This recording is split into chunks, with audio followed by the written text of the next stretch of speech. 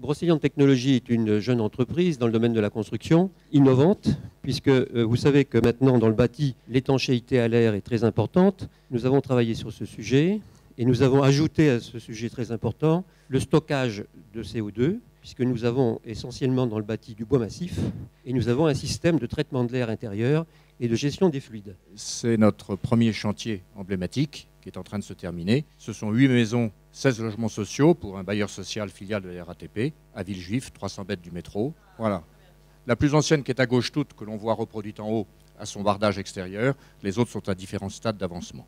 Le principe, c'est une structure respirante qui associe des parois en bois massif avec des cellules humides que vous voyez là en extérieur dans cette maison qui a été construite il y a 2 ans et demi, c'est-à-dire salle de bain, WC, etc., en composite de différentes qualités, depuis les modestes Formule 1 jusqu'aux seigneurs de milliardaires, et associé à un système de gestion des fluides. C'est par là qu'on avait commencé pour imaginer ce concept, très performant. Il y a 30 000 installations sur le marché, qui fait chauffage, climatisation et traitement de l'air. Et ce sont les 3 qui comptent. Les avantages de tout cela, c'est quoi?